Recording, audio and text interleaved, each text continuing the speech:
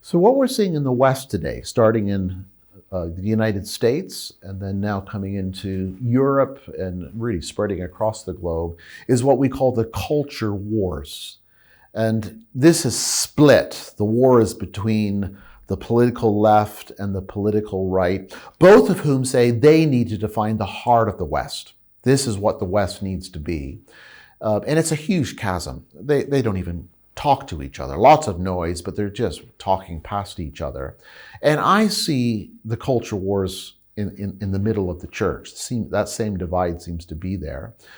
And I think the argument would go, and I'm sympathetic to it, surely Christians could never align with the progressives. So you think of some of the ideologies there, LGBTQ and so forth. How could any Christian align there? So the default is we all have to align with the right.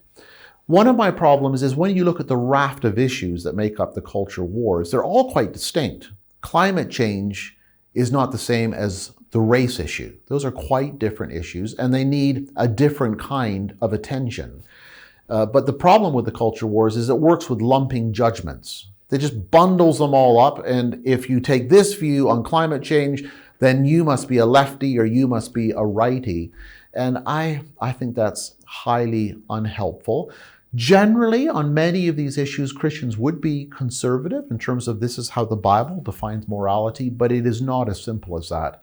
And I think it's time for Christians, it's very controversial to say this, to stop and to say, what are the actual issues rather than just being party political? And let's look at them carefully one by one and see what Christ might say in terms of informing our judgment on these things.